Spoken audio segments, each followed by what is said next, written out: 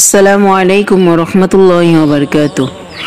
বরাবরের মতো আমি তোমাদের কাছে আরেকটি শিক্ষণীয় ঘটনা নিয়ে উপস্থিত হচ্ছি। আজকের ঘটনাটির নাম হচ্ছে আশারামের আলোটিকে কখনোই নিভে দেওয়া উচিত নয়। একটি রুমের ভিতরে 4টি মোমবাতি জ্বলছিল। মোমবাতিগুলো এই কবরের সাথে তাদের নিজস্ব ভাষায় কথা বলা শুরু করলো। প্রথম মোমবাতিটি বলল, আমি শান্তি, কেউ আমাকে জ্বালিয়ে রাখতে পারবে না, আমি এখন নিভে যাব। তারপর সেটি নেমে গেল। দ্বিতীয় মোমবাতি বলল, আমি বিশ্বাস, শান্তি যেহেতু নেই তাই আমার আর জ্বলতে থাকার কোনো প্রয়োজন দেখছি না, আমি এখন নিভে যাব। কথা শেষ করার পরে দ্বিতীয় মোমবাতিও নিভে গেল। তৃতীয় মোমবাতি এবার মুখ খুলল, আমি ভালোবাসা, শান্তি এবং বিশ্বাস, কেউ নেই তাই আমারও বেশিক্ষণ জ্বলার মতো শক্তিও নেই।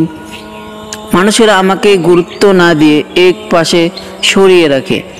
শুধু তাই না, ওরা প্রিয় মানুষগুলোকেও পর্যন্ত ভুলে যায়। কথা শেষ করে তৃতীয় মোমবাতিও নিভে গেল। কিছুক্ষণ পর রুমের মধ্যে একটি বাচ্চা প্রবেশ করলো। 3টা নিভে যাওয়ার মোমবাতির পাশে টিমে জ্বলতে থাকা চতুর্থ মোমবাতিটি দেখে বাচ্চাটি প্রশ্ন ছুড়ে দিল, তোমরা জ্বলছো না কেন? তোমাদের পুরোপুরি শেষ না হওয়া পর্যন্ত জ্বলা উচিত ছিল। তারপর বাচ্চাটি কাঁদতে শুরু করলো। এবার 4 নম্বর মোমবাতিটি মুখ খুলল, ভয় পেও না, আমি যতক্ষণ জ্বলছি তুমি চাইলে আমাকে দিয়ে আবারও বাকি মোমবাতিগুলো জ্বালাতে পারো। আমার নাম আশা। চাটি আশা নামের মোমবাতিটি দিয়ে একে একে বাকি মোমবাতিগুলোকে আবারও জ্বালালো। সমস্ত রুমটা আবারও উজ্জ্বল আলোকিত হয়ে উঠল। গল্পটির দ্বারা আমরা কি বুঝলাম?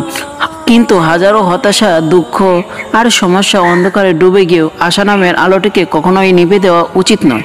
কারণ আশা না থাকলে আমাদের জীবন থেকে শান্তি, বিশ্বাস, ভালোবাসা অন্ধকারও হারিয়ে যাবে। ধন্যবাদ। আর ভিডিওটা ভালো লাগলে চ্যানেলটি সাবস্ক্রাইব করে দিবেন।